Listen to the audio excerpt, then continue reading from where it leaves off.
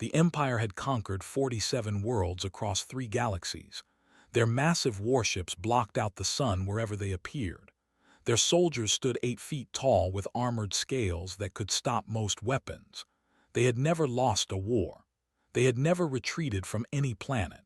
Their military commanders believed that conquering Earth would take approximately 72 standard hours. They were wrong.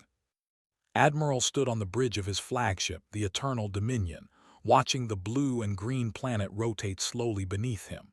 His intelligence officers had studied humans for months. They were a young species.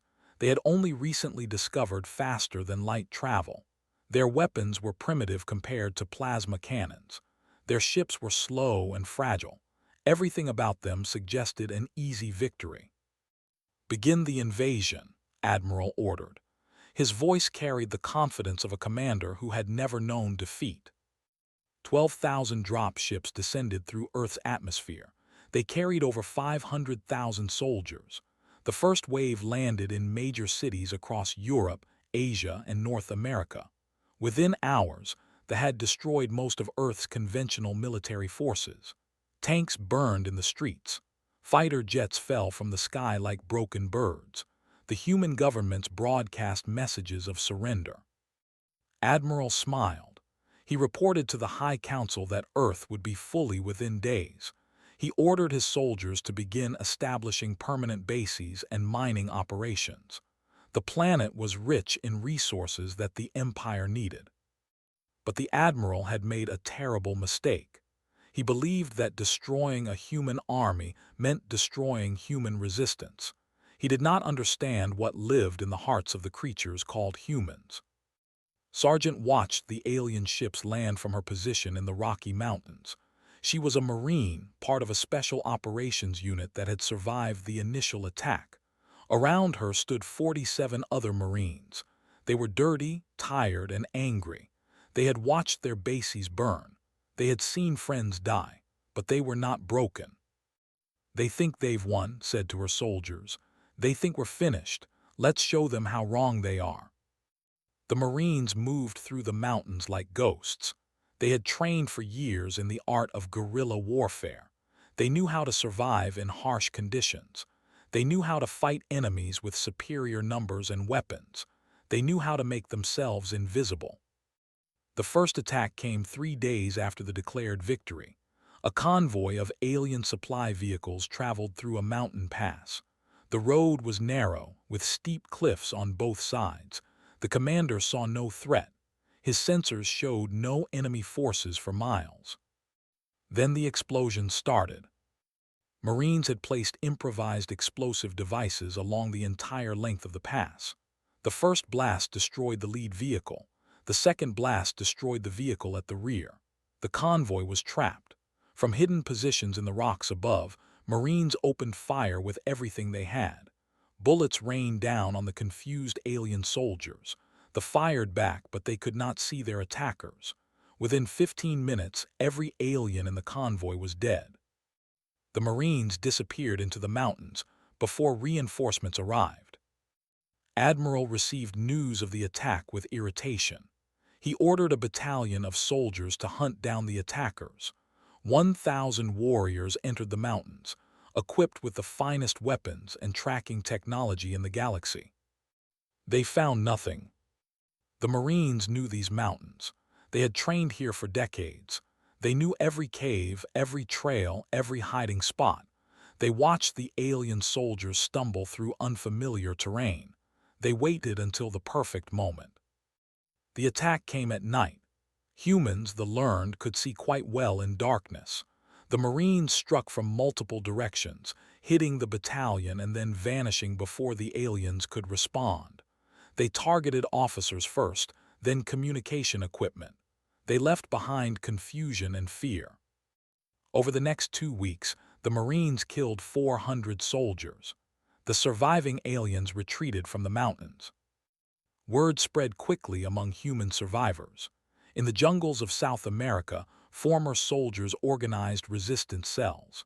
In the forests of Russia, hunters who knew the land better than anyone began targeting alien patrols. In the cities, Ordinary people started hiding weapons, sharing information, and planning attacks. They had expected to fight an army. Instead, they found themselves fighting shadows. Lieutenant Commander was assigned to pacify a sector in what humans called the American Midwest. His soldiers patrolled the small towns and farms, searching for resistance fighters. They found farmers who claimed to know nothing. They found empty houses and abandoned vehicles. They found roads that led nowhere.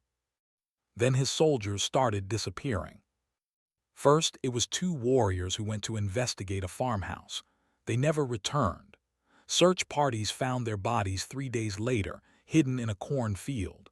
Then a patrol of 6 soldiers vanished on a routine mission.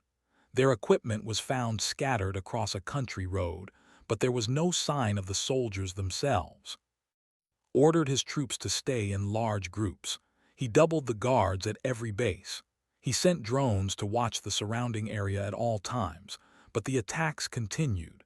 Alien soldiers were shot by snipers they never saw. Vehicles exploded without warning. Supply shipments were stolen in the night. The humans were everywhere and nowhere at the same time. Admiral began receiving similar reports from across the planet. His forces controlled the major cities, but they could not control the land between them. Every road was dangerous. Every forest hid enemies. Every mountain might contain an ambush. His soldiers, who had conquered dozens of worlds without fear, began to show signs of stress and anxiety. The humans, his officers reported, did not fight like any species they had encountered before. They did not line up for battle. They did not surrender when outnumbered. They did not negotiate when defeat seemed certain. They simply kept fighting, using whatever means they could find.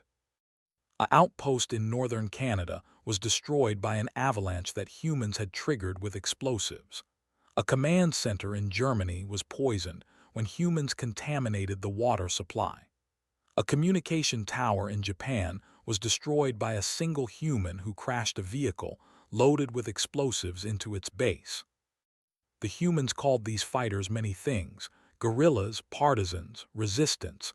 They began calling them something else: nightmares. Sargent had become a legend among human survivors. Her unit had grown from 47 Marines to over 300 fighters. They had killed thousands of soldiers. They had destroyed dozens of alien vehicles and aircraft. They had rescued prisoners from alien detention centers and stolen weapons from enemy bases. But more importantly, they had proven something: humans could fight back. Humans could win. Other resistance groups followed their example. They learned to communicate secretly, using old radio frequencies and coded messages. They learned to share supplies and coordinate attacks. They learned that for all their advanced technology, had weaknesses that could be exploited. The aliens could not survive in extreme cold without special equipment.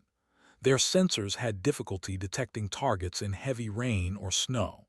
They needed large amounts of water and could be weakened by attacking their supply lines. Their officers followed rigid patterns that could be predicted and ambushed. The resistance used all of this knowledge. They attacked in winter storms. They poisoned water sources. They identified officer movements and set traps. They fought a war that they had never imagined. 6 months after the invasion began, Admiral held a meeting with his remaining commanders. The numbers were devastating. He had lost over 80,000 soldiers. His supply lines were in chaos. His troops were exhausted and frightened, and the humans showed no sign of stopping. "We have the superior technology," one commander argued. "We should bombard their hiding places from orbit." "And destroy the resources we came for," another commander replied. "The High Council will not accept that." Admiral knew the truth. Even orbital bombardment might not work. The humans had spread across every continent, hiding in caves and bunkers and underground tunnels. Destroying them would mean destroying the planet, and the Empire needed this planet intact. There was another problem that the Admiral did not discuss openly. His soldiers were becoming afraid. Warriors, who had faced death without hesitation on 100 worlds, now flinched at shadows. They reported hearing noises at night. They saw enemies in every human face. Some had stopped sleeping entirely. The humans had infected his army with fear. 1 year after the invasion, the High Council recalled Admiral. They replaced him with a new commander, who was replaced 3 months later, who was replaced again before the second year ended. Each commander tried new strategies. Each commander failed. The humans never stopped fighting. They adapted to every tactic. They invented new weapons from salvaged alien technology. They recruited new fighters from every country on the planet. They turned the occupation into a nightmare that cost the Empire thousands of soldiers every month. Finally, after 3 years of endless war, the High Council made an announcement. They were withdrawing from Earth. The planet, they claimed, held fewer resources than initially believed. The cost of occupation exceeded any potential benefit. It was a strategic decision, not a defeat. No one in the galaxy believed them. The truth spread quickly through every spacefaring civilization. A primitive species with basic technology had defeated the mighty empire.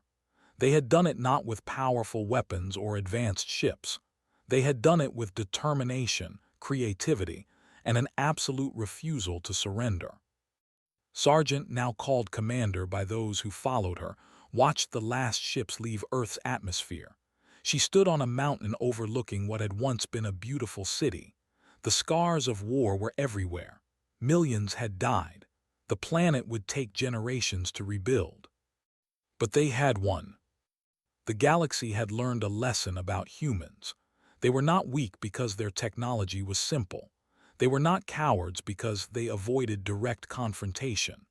They were survivors who would pay any price and endure any hardship to protect their home. In the years that followed, other species began to approach Earth carefully. Trade agreements were negotiated respectfully. Diplomatic messages were polite and cautious. No one ever again suggested invading the small blue planet in an unremarkable solar system. The humans had earned a reputation that would last for thousands of years. They were the species that had defeated the Empire. They were the warriors who fought from shadows. They were the nightmares that never stopped coming. And they were just getting started.